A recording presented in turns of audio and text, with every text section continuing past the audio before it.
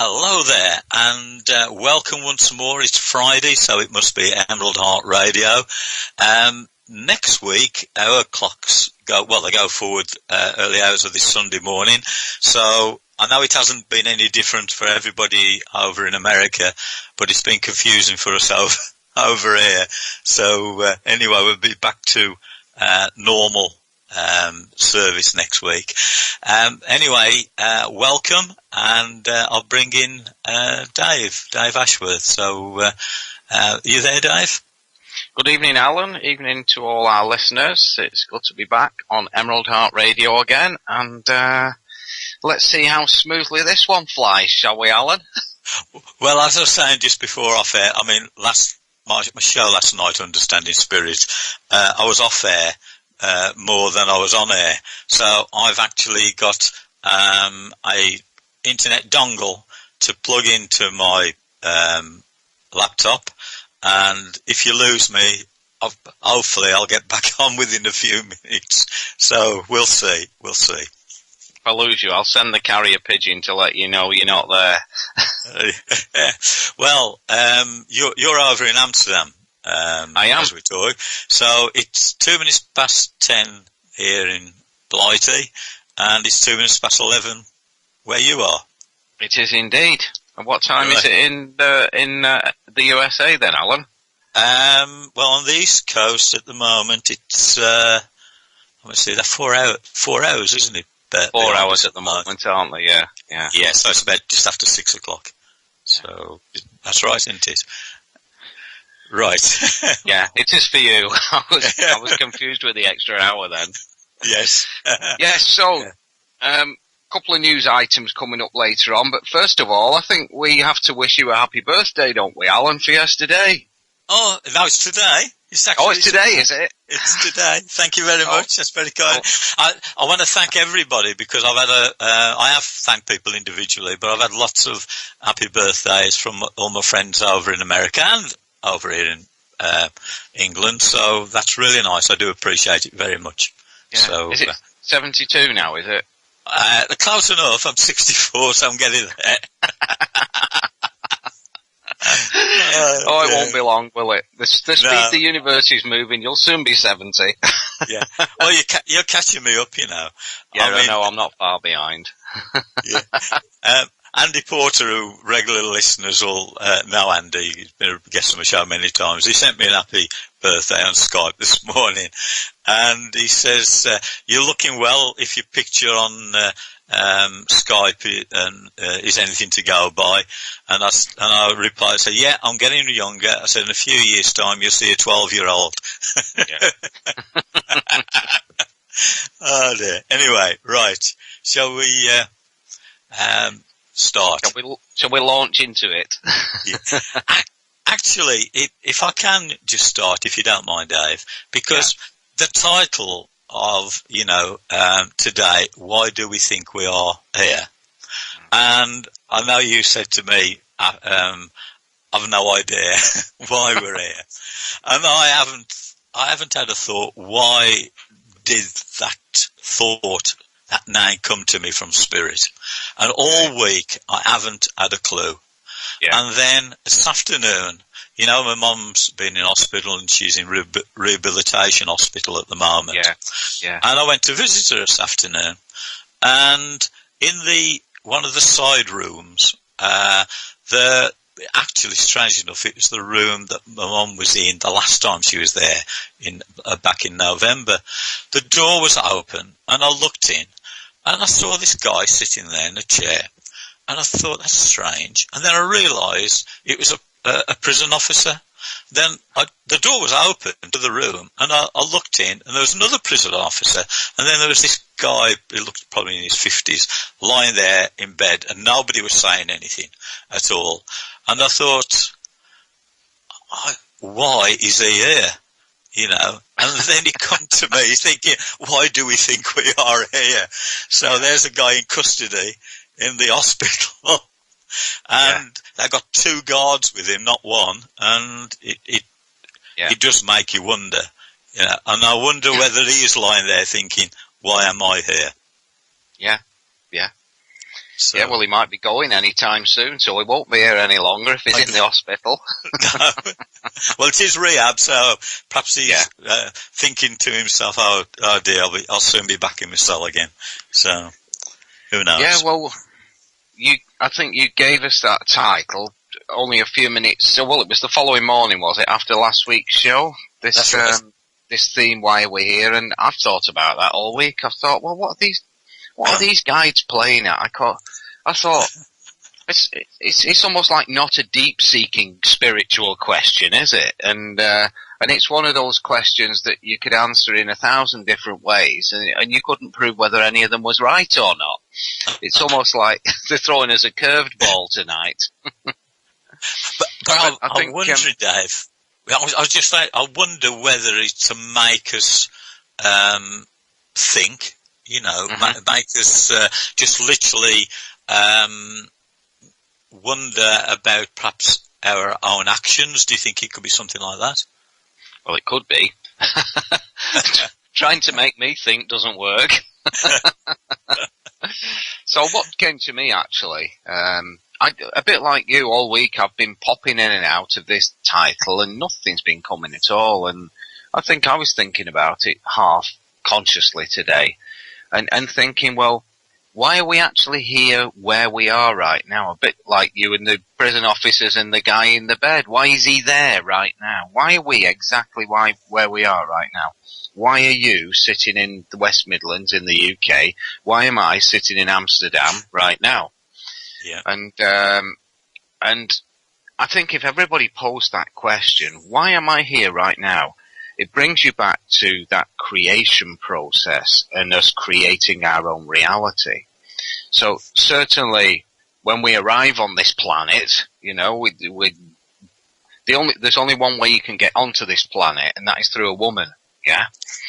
So if you think about this as being a journey, you start off on one station, you pass through this, you enter the vehicle, which is the woman, and you eventually get out at this station, planet Earth. Yeah. So there's obviously some kind of process that goes on whereby we either choose to come down here or we're sent. And, I've worked with many people, and I've looked deeply into their consciousness and said to them, do you ever feel like you shouldn't be here, or you never wanted to be here, that you've actually been sent here against your will? And yeah, many of them have said, well, that's exactly how I've felt all my life. I do not want to be here. And I can see it very clearly in the makeup of a person. And so to answer this question in a slightly different way, why are we here? The answer is often, well, it's always to learn lessons. This is schoolhouse Earth, isn't it? This is where we come to learn lots of different things, particularly about emotions and to learn about truth and to learn about interacting with other people, to learn about loving each other on that kind of physical level, spiritual level, mental level, and an emotional level. We're carrying around a lot of energetic baggage even before we start in this life on planet Earth. Yeah. And so, why are we here? Well, if we take the viewpoint that we are here to learn lessons, then what we need to do first of all is, whenever anything goes wrong in life, is ask that question, what am I trying to learn from this? Guidance taught me many years ago that there's no such thing as a negative experience. They're all positive, it's just the way we view them. So, the worst things possible might actually happen to us in life on a daily basis. And let's face it, when we're way off our life path, usually lots of difficult things do happen to us because the universe is trying to wake us up and get us back onto the life path. So if we take the view that we're here to learn something, we take the view that there is a kind of pathway mapped out for us. All we actually need to do is walk that pathway. And if you think about your life, Alan, and I, cast my mind back over mine, it wasn't till either of us got on our spiritual pathway that we suddenly felt at home and doing what we came to do. That's very true, actually, to be honest, Dave. Very true. Because until it happened, I suppose I was always searching, and the way that I searched was having that many different jobs, occupations, yet I always worked very hard and reached as high as I possibly could in what I was doing, but nothing ever satisfied me. Interesting, isn't it? Yeah. Well, as I was making my way through those early years, you come through school, don't you? And as you're coming through the last years of school, the school's trying to ask you, well, what do you want to do in life? What do you want to be? Your parents are asking you the same thing. I hadn't got a clue, I just didn't know what I wanted to do. I hadn't got a clue at all. Well, I can remember now going into the school hall the age of 16, and back in 1966, it wasn't like today. I mean, there was that many jobs about, and they just wanted to get you into work. And I sat down and I said, what do you want to do? And the words come out, I want to help people. Interesting. Yeah, and I haven't got a clue why I said that. I mean, looking back on it. And they said, oh, there's a job here selling furniture at the cooperative in Walsall. That's helping people. And now, here's your interview. I went along, I got the job, and that was it. So that was what it was like back in the 60s, But yet, I've only just thought about that, though. That's what I said to them. I want to help people. And how old were you when you left school? 16. 1966. Did you have any? Did you have any qualifications like A-level exams or O-level exams? Anything like that? I think I got a couple of O-levels at C grade. I think that was it, really. I wasn't. I wouldn't actually say that I wasn't intelligent. It's just that I hadn't got the concentration. It's like it was an effort because I didn't want to be doing it. Yeah. I think that's what it comes down to. Well, I remember going to school and thinking, not really thinking much about it. I just went because you had to go. I didn't enjoy it. I didn't not enjoy it. I just went. That's same there. And when I left school, I left at 15 because my birthday's in November. I was one of the older ones, so you got a chance to leave the following Easter after your 15th birthday. And, anybody given that opportunity of getting out of school early would, just take it. And so I did. And we left school without any qualifications at all in those days. And I'm just a bit younger than you. We actually had to go on to a technical college for 2 years to do O-levels. And when I tell this to people these days, they don't believe that you could actually leave school without any qualifications. That's right. Yeah. Yeah. And so, so how did we get there? What we were doing there, coming out of the education system into this mad life? Yeah, it's like there was no real preparation. I mean, like today, I know everything's geared, and quite rightly so, to make the most out of the youngsters ready to leave school, so they're ready for the world.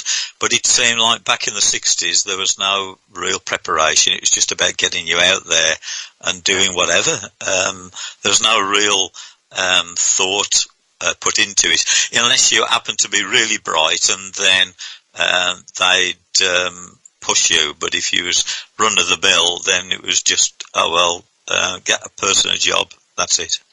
That's right, yeah. But like you said before, at least there were jobs, weren't there? And they were interesting jobs. There was lots of interesting work to do in those days. Yes. Before the decimation of the manufacturing industry in the United Kingdom.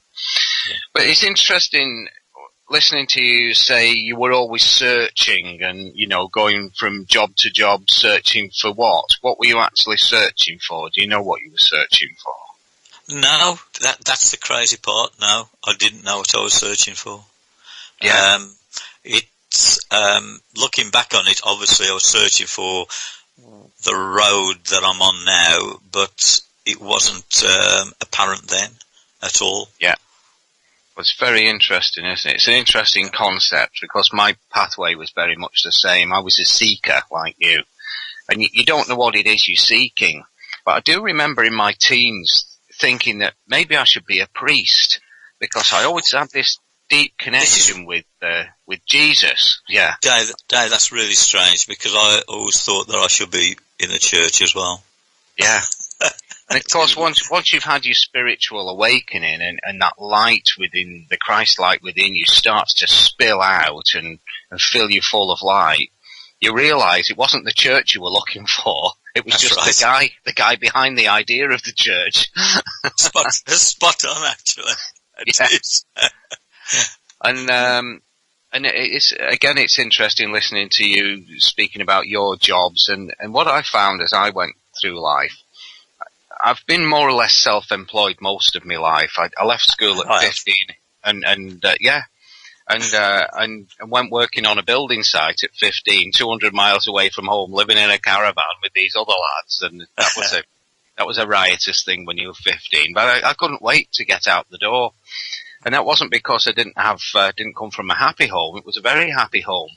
But fortunately, I had parents who were very free thinking and they said, well, yeah, ring us up, make sure you're all right. If you're short of anything, let us know. And off I went into the wilds of nowhere, earning £5 a week, and you made ends meet on that. And going from that, I'd been through lots of different jobs and had a few businesses of my own. And what I found was that I was always quite good at what I did because I could really apply myself with intense concentration. But it was never easy. It was always a struggle. And once I'd had my awakening and came onto the spiritual path, it's like saying, well, I wouldn't say it's easy, but no, but you're actually where you're supposed to be, and you're in the flow. But of course, what the universe does, it sends you so much work that you're just intensely working all the time. We'll have a news section after the break, and I'll tell you why I'm in Amsterdam. But essentially, I've not had a day off for over 3 weeks now, and it's been 7 in the morning till 10 at night, just preparation work. And this is the universe bringing new things into the world and saying, right, you're the man, here you are, take this into the world. And you have to put an awful lot of effort behind the work you're doing to bring it into the world, as you know. Well, that's it, and it's strange because you think what your journey is going to be, and then I think I've said this many times. Man has his plans and God laughs at them. Well, yeah. That's about what it comes down to, really. That's right, yeah, it does. And, guidance, when I used to work with a lot of people when I was a healer many years ago, I would look into people quite deeply, to help them find out what the problem was, and I could usually pin it down to an energetic or a spiritual underlying kind of target, if you like. And what I was taught as I looked into people was the guides used to say there are kind of almost 3 steps in life. The first 20 years is about learning to be a child in Earth, so meaning in the Earth realm.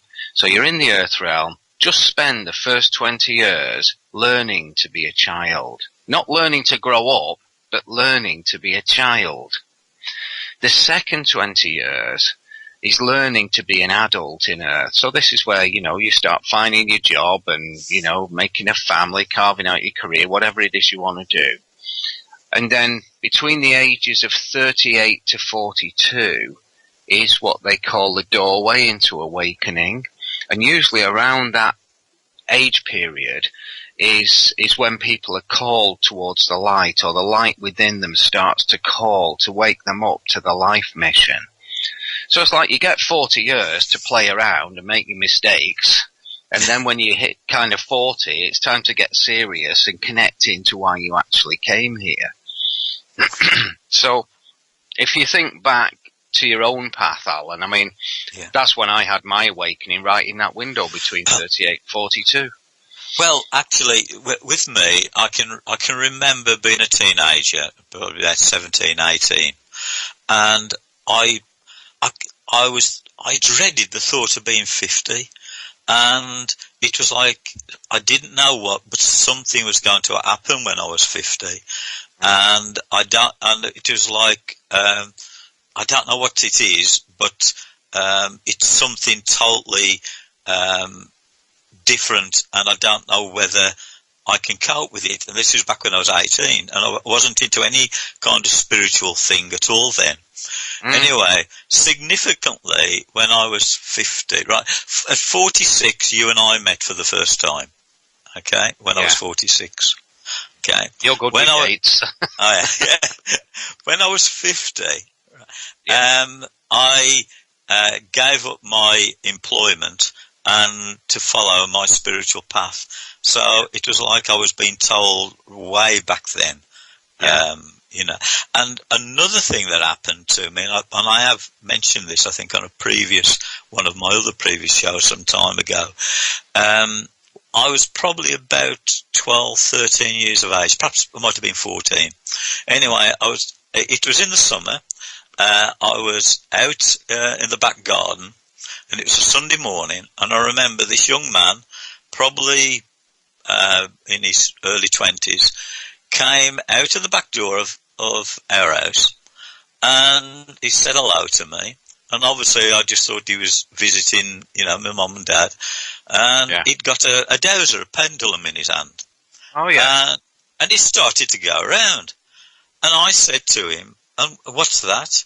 And he smiled, and I can see him now, and he said, you'll find out one day, Alan. And he went back in the house, and I just carried on doing what I was doing, you know, playing, wherever it was. And I mentioned this to my mum, funnily enough, only a couple of years ago. It might not have been that long ago. And she says, I can't remember anybody coming to this. I said, you know, so we didn't have many visitors, which is true, we didn't. And that is quite bizarre, isn't it? Yeah, it is. Yeah. So this journey has been literally on the cards, and perhaps all the clues were there, but you know, it just went over my head, just like a passing wave type of thing, you know. Yeah, yeah. So this theme, why are we here? Yeah. Do you feel you're absolutely in the right place on your path now, even in the physical sense, living in the West Midlands, for example, in the house you're in now with with Anne, your wife, and taking it into consideration the whole picture of, you know, wife, family, house, location, and spiritual path? Do you feel you're absolutely in the right place at the right time now? I will answer your question, but I'll say something first before I give you a definitive answer. Our friend who we haven't seen for a long time, Stephen Churoff. Oh, yeah. Yeah, Stephen, right? Going back many years ago, when you told Anne and I about him and we went down to see him, and it was probably about the third or the fourth visit. And I was talking to him about, you know, what was happening to me and that. And he said to me, you are where you are meant to be at any given time. And you will be where you are meant to be at any given time. So, that is where you are meant to be. Then you will move when it is time. So the answer is, in my mind, I feel there's that many things that could be happening and probably will happen or might not happen, but for the time being, I'm meant to be here. But if I'm meant to move, then I'll move. Does that answer your question? No, I think it's a real cop-out, that, using Stephen Churoff's theory. But it stayed with me all this time, you see. Well, if you lock yourself into that one, you'll never go anywhere, will you? No, you'll be thinking you're always in the right place at the right time. But no, he didn't actually quite mean it like that. What he meant is that you are where you are, Yeah. And when you're ready to move, everything will come into place for you to move. I didn't take it as meaning you're there and that's it, you've got to stay there. I took it in the, it's like yourself, Dave, right? Moving from Prestwich in Manchester, right, out to near Whitchurch. And now as we're talking, you've got a really close special connection in Amsterdam. Yeah. Now, if you go back a few years, you wouldn't have thought you'd be there in Amsterdam. Absolutely not. But you didn't ask to be in Amsterdam, but that spirit basically got that connection to Amsterdam. So that's right. Well, it's like when I was sent over to America to be with Mandy twice over in Sedona, Arizona, right? Yeah. And this incredible connection that I've got with that many people over in America. And I've got that many really good friends over in America. A majority of them I haven't actually met. There are some that I have. But I haven't actually asked for that. But I'm so glad that it's there. So I didn't take what Stephen Turoff said as saying, well, you're there, so you've got to stay there. I didn't take it like that, Yeah. So, so. Well, it's true, we're always in the right place at the right time. It just sometimes feels like that's not the case. I think we've all felt that state of frustration sometimes when you're trying like hell to make something happen and it won't happen because it's not the right time. Yes. And that's all about, why are we here? And it's about the here and now all the time. Why are we here? And why are we here right now? Yeah. And it's because we're on a journey. Life is a journey. And if you can, I hate that saying. It's such a cliche, isn't it? Life is a journey, man. This connection I've got with America, right? And okay, you can laugh at this one. Our local co-op store, that's the cooperative store, which is about a mile away after, getting the car to go to it. And out of everywhere and the shops there, the person who serves me most of the time is an American lady who's living over here with her English husband. Yeah. And it's like I can't get away from America even in my own community. Yeah. We've just got about a minute to break. Do you want to tell everybody how they can find you, Dave? Yeah, you can find us. I'm Dave Ashworth, and you can find out all about Emerald Heart Light on our blog, which is emeraldheartlight.com. And you, Alan? And you can find me at calmingthoughts.com. So I believe it's time for the break. So if you could take it away, please, Joe, that would be brilliant. And we'll see you back after the break.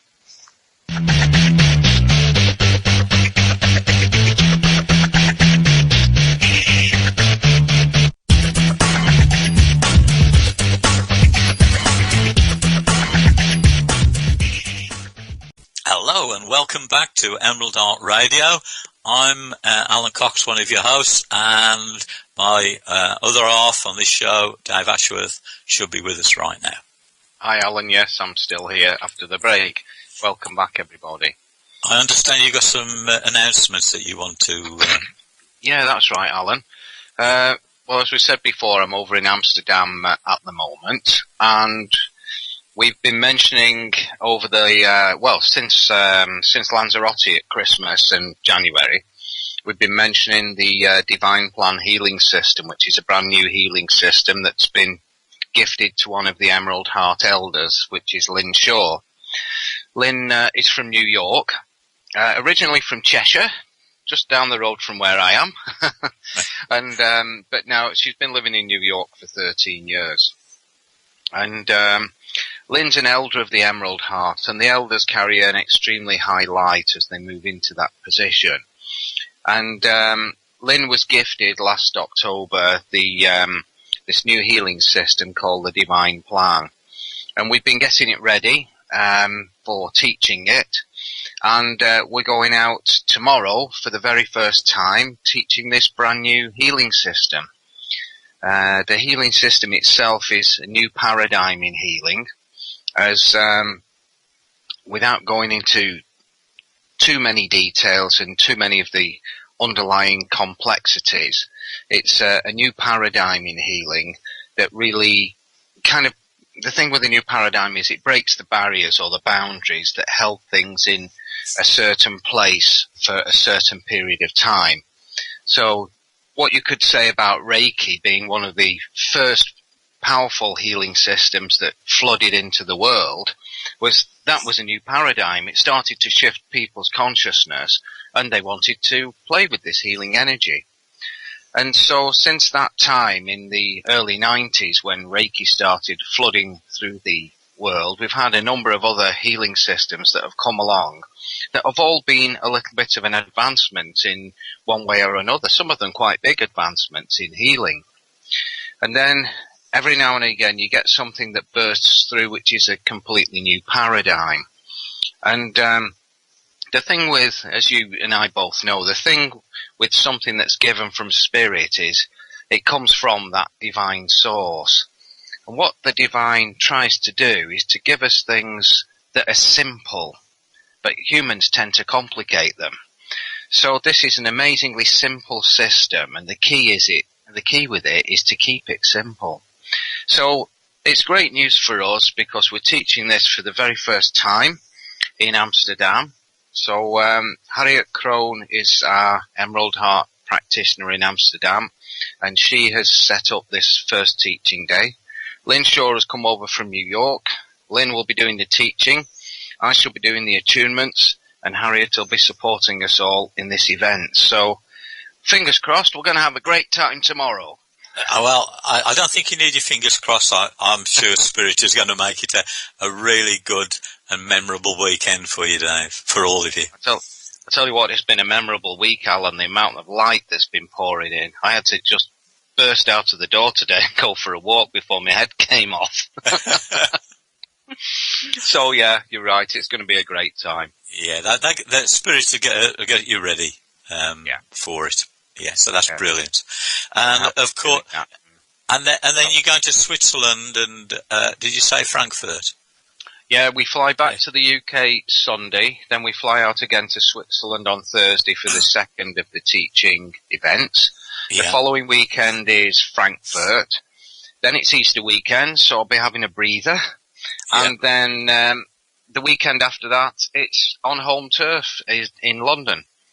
So Tim Dyson is organising the London event. Sephora McElroy is organising the Frankfurt event. And Florence Sunbill is organising the Swiss event. Now, I mean, this show goes literally all over the world on internet, and I know through my Podomatic podcast that I get listeners, and we get listeners, in Switzerland, Austria, Germany. So there could be people listening now, and if it's something that catches their imagination and they think that it could help them, is there still time for them to join your okay. So. Absolutely. If there's anyone listening in Amsterdam or the Netherlands and they can get themselves onto the website, emeraldheart.co.uk or emerald-heart.com, and on the blog, emeraldheartlight.com, it's got all the dates there and the contact details and the venues. If they can get themselves down to a venue tomorrow morning by 9:15, they'll have the bum on a seat, so to speak. Okay, right. And there's the details of all the events are in the websites and on the blog. And they've only got to contact by email any of the organisers, and it's not a problem. You can come last minute if you need to, or you want to come last minute. And I think this is it's a fantastic system for beginners, and it's also a fantastic system for people who are very advanced, because it rides on the foundation of the Emerald Heart Light. And the Emerald Heart Light's been with us since 2005. It's a very, very powerful foundation of light. And it's only because of the Emerald Heart Light that this divine plan healing system could be given. And even before we had the Emerald Heart Light, going back to probably about 1998, that's when the universe was preparing me for, one thing after another. And as I look into this divine plan, I can see it going back all that way to about 1998. So that brings us right back into why are we here in the here and now, doesn't it? It does. And, yeah, it's amazing how Spirit do this to us every week. Yeah. And, the more I've looked into this divine plan, as I've gone back in time, I can say, I can see why the universe laid that foundation stone there. I can see why it did it there. And I just keep going back, and I've got back to 1998 now. So, that's, it's a fair few years. Yeah. And that takes us back to what we were saying before the break about how your life developed and to where you are now, and mine. And although we might have done different kind of work, different kind of jobs, even many years before we actually knew each other, we actually followed very similar patterns in what went on in our lives, really. Yeah, indeed. Yeah, we did. Yeah. My path has been, just absolutely amazing from the awakening. I mean, my awakening took me 3 years to pass through, and it was like about a year breaking down into the darkest of dark places where the universe destroyed everything around me. Basically said, you can't have anything to do with any of this any longer. It's time to come and work for us. So I spent a year breaking down, a year along the bottom, and a year climbing out the other side. And as I was coming out the other side, I was, all these amazing abilities were being born into me, so to speak. Yeah. And that's just the light, coming from the core. It's illuminating the hidden things which you didn't know you had. And then as these things are given to us, it's up to us then to develop them into skills. It's yes, and when you realise the different people who come to you for help, guidance, and actual help, and you go and you do what you do, and it's really strange because you know and you understand that it's not yourself, but obviously the people who you're helping, they thank you because you're the physical being. And then even though I accept that Spirit uses me, uses us, it's still an amazing thing the way that it happens sometimes, isn't it? Yeah, that's right. Yeah, absolutely. Always, again, it's the why are we here? There's, I saw the way the universe was making connections many years ago, and I sat down and looked at this one day, and the guide said it's a kind of game called crossing paths. What God tries to do is cross the path of the person needing assistance with the person who has the ability to give them that assistance. So, for example, if I have a set of gifts that can do A, B, and C, there's no point God sending a person to me that wants gift F, G, or H. He needs to connect with that person who has those particular gifts. Yes. And so it's very interesting to observe this crossing paths and how people come into your life that then take you to the next step. And on many occasions I've been guiding people through difficult situations where I've brought them to a point, for example, where they need to leave a job of employment, and they'll say to me, well, I can't pay the mortgage if I leave this job. I said, you have to look at where you've arrived on this particular journey and what it's actually doing to you at this moment in time. And then you have to set... Have you gone, Alan? Hello, Alan? No, he's gone. No doubt he'll be back in a minute or two. So, coming back to the story in hand.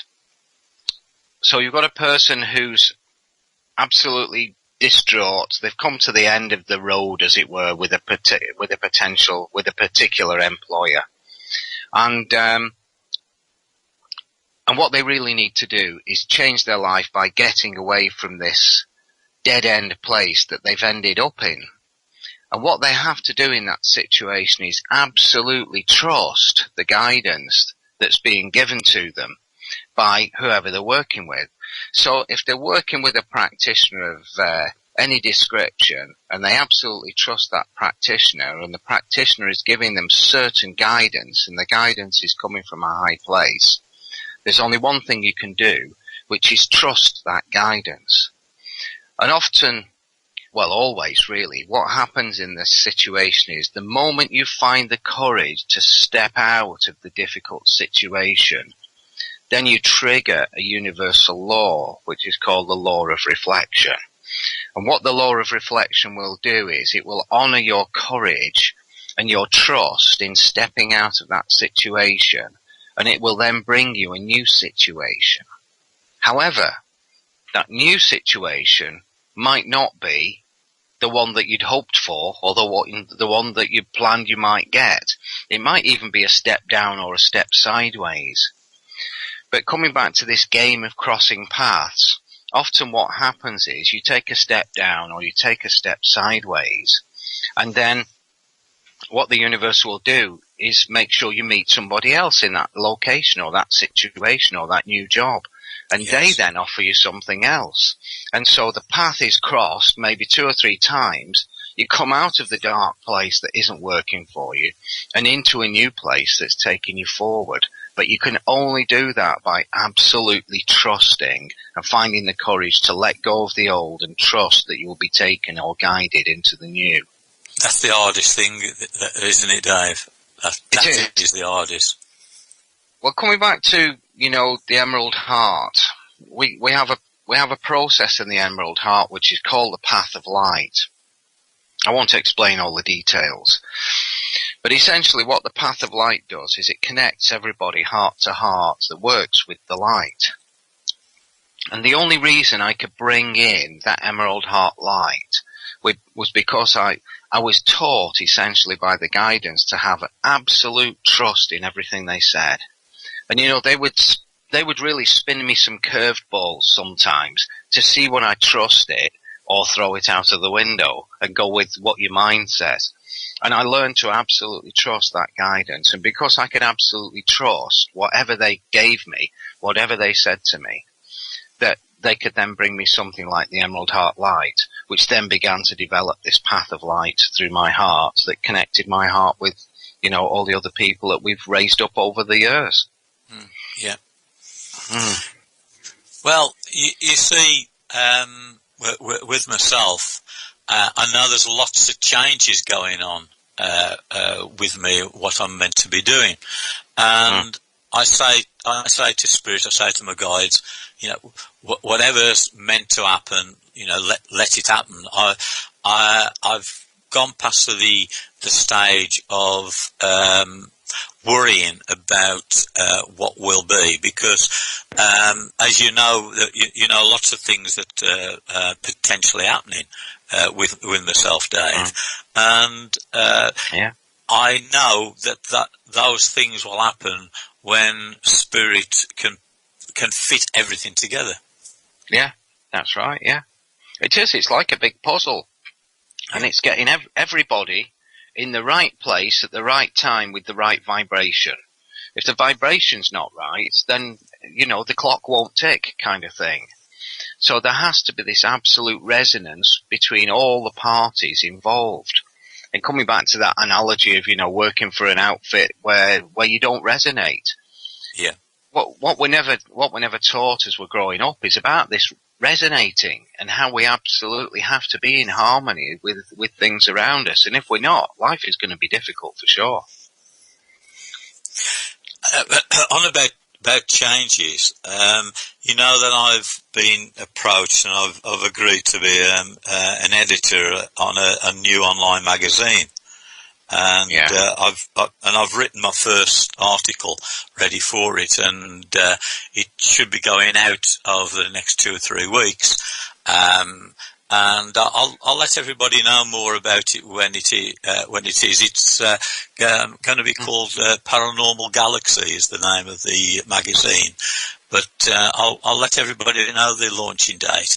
And it's just come into my head about it, and Spirit does this, that this is another way of Spirit getting the message out there to people. And through that, the Emerald Heart will progress and grow as well. Yeah, I have absolutely no doubt about that, Alan. As soon as you told me about that editor's job, I thought, this is going to be interesting. I could just see another window on the world open. And, I keep batting on. That's right. I've been batting on about this for the last few months, but we're in the year of expansion, yeah? It's very important people listen to this. We're in this year of expansion. So the universe is throwing opportunities at us right, left and centre. But because things are moving so fast, the opportunity won't be there very long. So you have to seize the moment, seize it the moment it comes. And of course you will make some mistakes. You'll see some things and you'll wish you hadn't, But, yes. But the thing is, if you sit and allow them to bypass you, you don't know when the opportunity will ever come back. I'll give you an example of this. Many, many years ago, I was woken up early hours in the morning. You know how it works. If spirit or guides want to tell you something important, they always get you out of bed in the middle of the night. Yes. And they got me out of bed in the middle of the night, and they gave me a complete film script. And I thought, that's amazing. I got back in bed and I thought, I'll write that down in the morning. And I got up in the morning and I thought, I'm too busy today. I'll write it tomorrow. And they took it away, and I cannot remember a shred of it.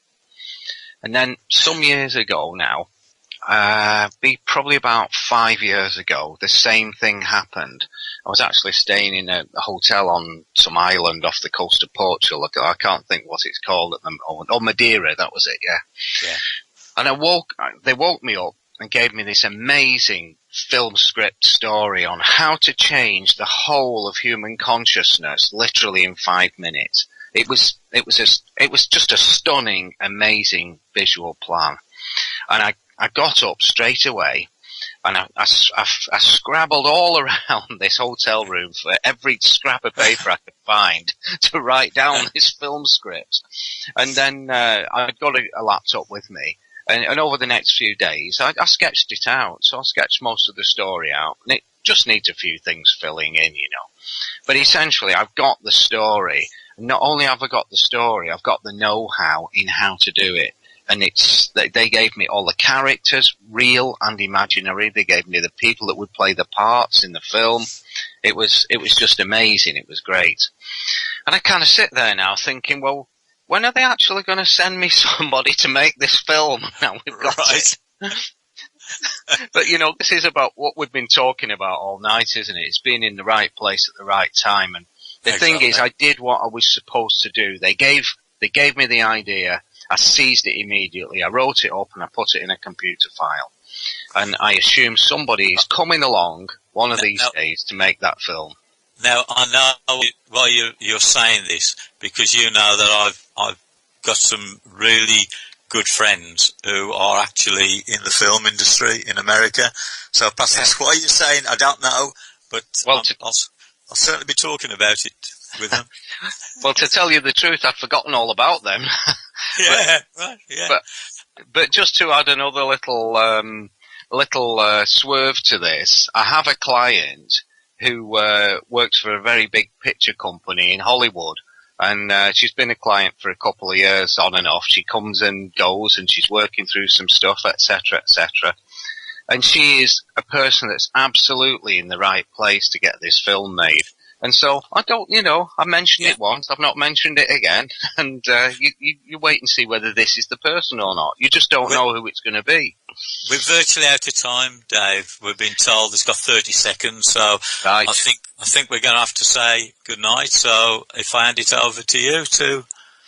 Yeah. Well, it's been a great night again. Sometimes I look at the title and think, I don't know how we're going to get through an hour on this one. And then we find it's really easy and it flows. And the easy ones are sometimes difficult. That's right. I've had a great time, and it's been good being with you again, Alan. Same here, Dave. Great, thanks. And good night to all our listeners, and it's good night from me. And it's good night from him. Good night. Good night.